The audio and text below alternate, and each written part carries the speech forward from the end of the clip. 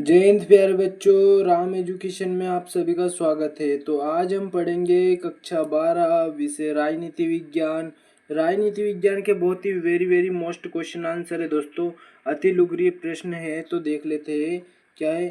द्विध्रुवीयता का अर्थ है क्या है। द्विध्रुवीयता का अर्थ है दो महान शक्तियों का उद्भव।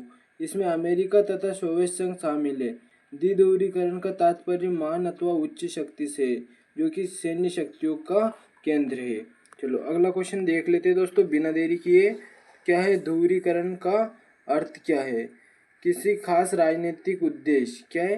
किसी खास राजनीतिक उद्देश्य के लिए किसी खास वर्ग समुदाय का एक हो जाना ध्रुवीकरण कहलाता है। ध्रुवीकरण होने से सही या गलत की पहचान नहीं हो पाती है। ठीक है दोस्तों, तो ये दोनों क्वेश्चन हो गए आपके, तो अच्छे से स्क्रीनशॉट लेते चलो, साथ में याद करते चलो। चलो, बर्लिन की दीवार किसका प्रतीक थी। तो बर्लिन की दीवार जो थी दोस्तों, वो वेरी वेरी मोस्ट क्वेश्चन है दोस्तों, ये तो अच्छे से याद करना है।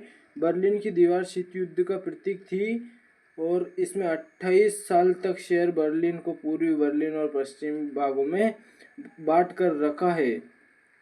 इस दीवार ने पश्चिमी बर्लिन और जर्मन लोकतांत्रिक गणराज्य के बीच अवरोध का काम किया है। ठीक है दोस्तों, तो ये तीनों क्वेश्चन हो गए आपके, तो अच्छे से स्क्रीनशॉट ले लो। चलो चौथा देख लेते हैं अच्छे से बिना देरी किए। रूस के साथ क्या है। रूस के साथ किन देशों की सीमाएं मिलती है। कौन कौन से देश है जो रूस के साथ उन देशों की सीमाएं मिलती है। ठीक है, तो रूस के साथ Norway, Finland, Estonia, Latvia, Lithuania, Poland, Belarus, Ukraine, Georgia, Azerbaijan, Kazakhstan, चीन, मंगोलिया और उत्तर कोरिया की सीमाएं मिलती है। इसमें से 7 तो लिखना ही है। ठीक है दोस्तों, 7। चलो अगला देख लेते हैं क्या है। सोवियत संघ के अंतिम राष्ट्रपति कौन थे। वेरी वेरी मोस्ट क्वेश्चन है दोस्तों। तो इसमें सोवियत संघ के अंतिम राष्ट्रपति जो थे वो मिखाइल गोर्बाचेव थे। ठीक है, चलो अगला क्वेश्चन देख लेते। तटस्थता का अर्थ लिखिए। तटस्थता का अर्थ लिखिए। जो राज्य किसी और से नहीं डरते क्या है।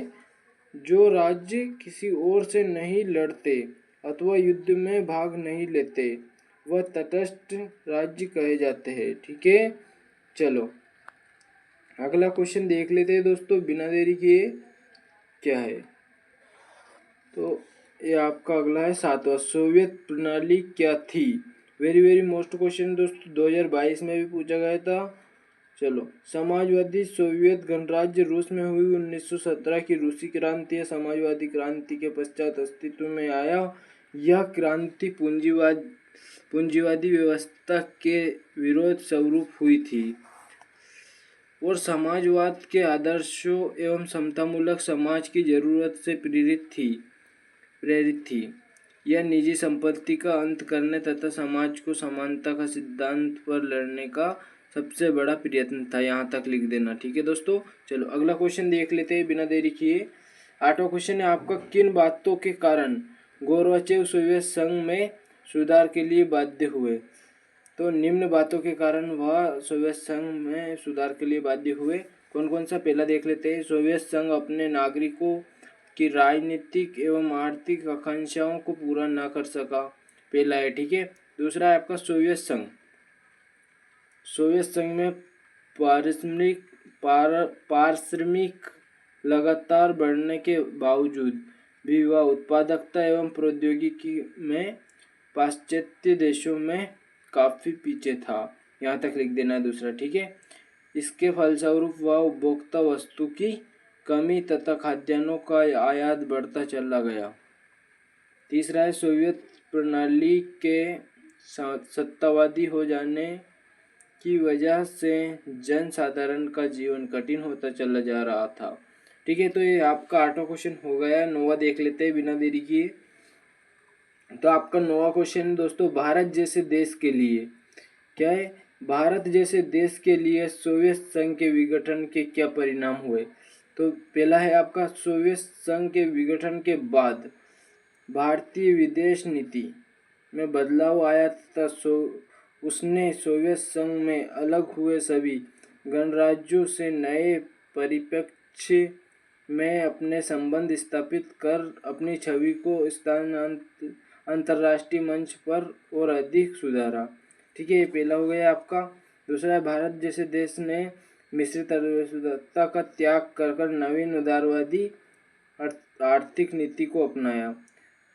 सोवियत संघ के विघटन के परिणाम स्वरूप शीत युद्ध का अंत हुआ। चलो 10वां, शॉक थेरेपी के परिणाम को संक्षेप में लिखिए। वेरी वेरी मोस्ट क्वेश्चन है दोस्तों, तो अच्छे से स्क्रीनशॉट ले लो। चलो पहला लिख लेना है, शॉक थेरेपी से संपूर्ण अर्थव्यवस्था चरमरा गई तथा जनसाधारण को बर्बादी का दौर देखना पड़ा। दूसरा है, निजीकरण से नवीन विषमताओं का प्रादुर्भाव हुआ और गरीब और अमीर के बीच गहरी खाई और अधिक चौड़ी हो गई। तीसरा है, हालांकि आर्थिक बदलाव को अत्यधिक प्राथमिकता दी गई तथा उसे पर्याप्त स्थान भी दिया। यहाँ तक लिख देना, ठीक है। चलो अगला क्वेश्चन देख लेते हैं आपका 11वां। सोवियत अर्थव्यवस्था को किसी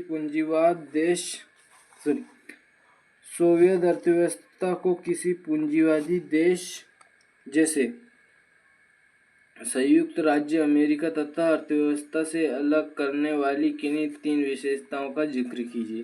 तो पहली विशेषता है दोस्तों आपकी क्या है, सोवियत अर्थव्यवस्था पूंजीवादी देशों की अर्थव्यवस्था से अलग है। ठीक है, क्योंकि इसमें उद्योगों को ज़्यादा महत्व नहीं दिया गया। दूसरी है, सोवियत अर्थव्यवस्था योजनाबद्ध तथा राज्य के नियंत्रण में थी।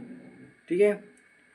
तीसरा है, सोवियत अर्थव्यवस्था में उत्पादन एवं वितरण के साधनों पर शासकीय नियंत्रण था, जबकि पूंजीवादी देशों में निजीकरण को अपनाया। ठीक है। चलो 12वां क्वेश्चन देख लेते हैं दोस्तों आपका। 12वां है, सोवियत प्रणाली के कोई 2 दोष या अवगुण तथा सोवियत संघ के विघटन के 2 कारण लिखिए। सोवियत प्रणाली के 2 दोष। धीरे धीरे सोवियत प्रणाली समाजवादी हो गई, जिसमें नौकरशाही का प्रभाव बढ़ा। सोवियत संघ में एक दलीय शासन था जो किसी एक के प्रति उत्तरदायी नहीं था। सोवियत संघ के विघटन के 2 कारण। कौन कौन से कारण है दोस्तों, तो देख लेते हैं अच्छे से। पहला तत्कालीन, क्या तत्कालीन सोवियत राष्ट्रपति गोर्बाचेव द्वारा चलाए गए आर्थिक एवं राजनीतिक सुधार कार्यक्रम। दूसरा है, सोवियत गणराज्यों में लोकतांत्रिक एवं उदारवादी भावनाएं पैदा होना। ठीक है। चलो अगला देख लेते हैं, 1 नंबर वाले देख लेते हैं अभी कौन कौन से। पहला है द्विध्रुवता के उदय का कारण लिखिए। 2 महान शक्तियों का उद्भव। ठीक है, वेरी वेरी मोस्ट क्वेश्चन है दोस्तों, तो अच्छे से देख लो, स्क्रीनशॉट लेते चलो। द्विध्रुवीकरण में कौन कौन से 2 गुट शामिल है, तो अमेरिका तथा सोवियत संघ। युद्धोत्तर काल में द्विध्रुवीकरण स्थापित होने का कारण था परमाणु हथियारों की दौड़। द्विध्रुवीय व्यवस्था के 2 प्रकार बताइए, कठोर द्विध्रुवीय व्यवस्था तथा शिथिल द्विध्रुवीय व्यवस्था। कम्युनिस्ट पार्टी, क्या है दोस्तों, कम्युनिस्ट पार्टी ने सोवियत संघ पर कितने वर्षों तक शासन किया, तो 70 वर्ष आएगा इसमें। पूंजीवादी व्यवस्था के विरुद्ध में कौन सी क्रांति हुई, तो 1917 की रूसी क्रांति। चलो अगला क्वेश्चन देख लेते हैं, 7वां। क्या है दोस्तों, 7वां क्वेश्चन है, दूर का अर्थ लिखिए। दूर का तात्पर्य महान अथवा उच्च शक्ति से। दूरीकरण से आप क्या समझते हैं, तो दूरीकरण व्यवस्था का तात्पर्य सैन्य शक्ति के केंद्रों से है।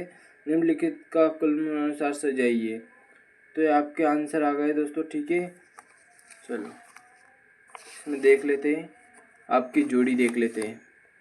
जोड़ी दोस्तों आपकी, वर्तमान विश्व में एकमात्र महान शक्ति कौन सी है दोस्तों इसमें, चलो इसमें है आपकी महान शक्ति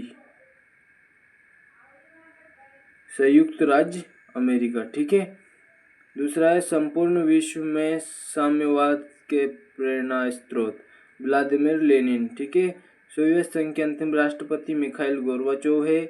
और the logic of international reflection, तो इसमें चौथा में आएगा आपका ये वाला स्टीवन जे रोजेन तथा वाटलर और एस जोन्स, ठीक है। पांचवा द्विध्रुवीय व्यवस्था के प्रकार, तो ये आएगा 2, ठीक है। और आपका जो छठा है सोवियत संघ का विघटन, तो ये 1991 में हुआ था। तो जय हिंद दोस्तों। तो हमारे चैनल को सब्सक्राइब और वीडियो को लाइक जरूर कर देना। जय हिंद। मिलते हैं अगले वीडियो में फिर से। स्क्रीनशॉट ले लो अच्छे से बिल्कुल, ठीक है। अच्छे से स्क्रीनशॉट ले लो बिल्कुल, ये ले लो अच्छे से बिल्कुल स्क्रीनशॉट पूरे का, ठीक है। जय हिंद दोस्तों।